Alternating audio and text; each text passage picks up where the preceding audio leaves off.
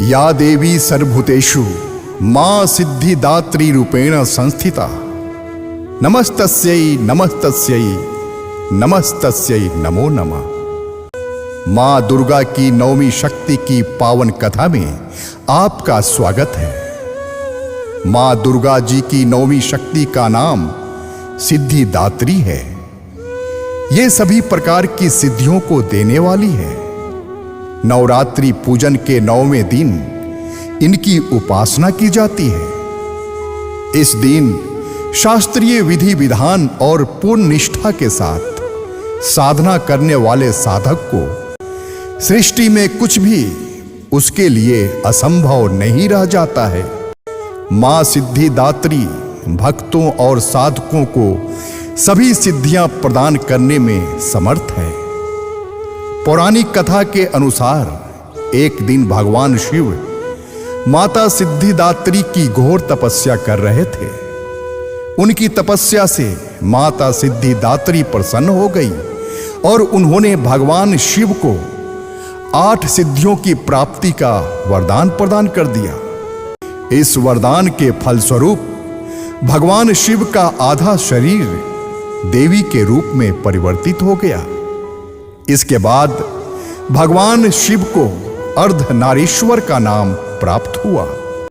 शिव जी का यह रूप संपूर्ण ब्रह्मांड में पूजनीय है।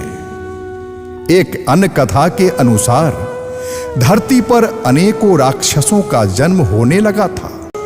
ऋषि मुनियों और सज्जन लोगों का निवास करना मुश्किल हो रहा था। इसी बीच जब पृथ्वी पर महिषासुर नामक दैत्य के अत्याचारों की अति हो गई थी, तब उस दानव के अंत हेतु सभी देवतागण भगवान शिव तथा विष्णु जी से सहायता लेने पहुंचे। उस दानव के अंत के लिए सभी देवताओं ने तेज उत्पन्न किया, जिसके जरिए मां सिद्धिदात्री उत्पन्न हुई। मां सिद्धिदात्री 4 भुजाओं वाली है। इनका वाहन सिंह है। ये कमल पुष्प पर भी आसीन होती है। इनकी दाहिनी तरफ के नीचे वाले हाथ में कमल पुष्प है।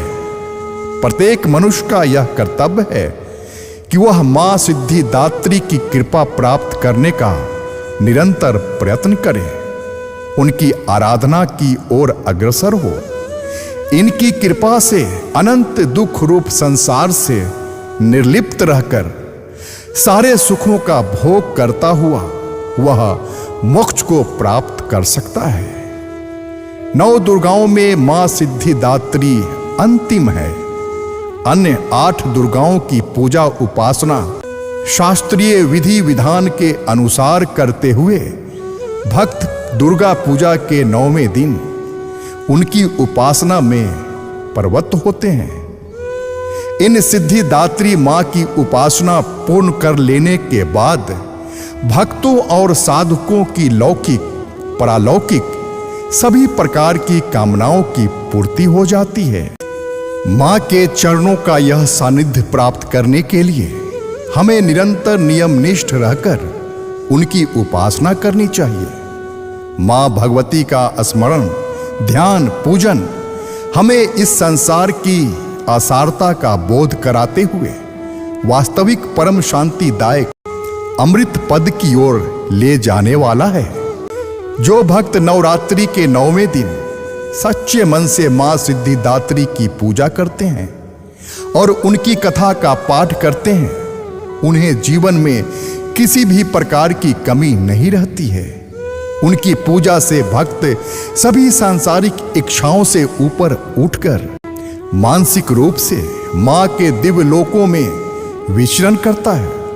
मां सिद्धिदात्री की पूजा करने से भक्तों को लौकिक और परालौकिक सभी प्रकार की कामनाएं पूरी होती है और मोक्ष की प्राप्ति होती है।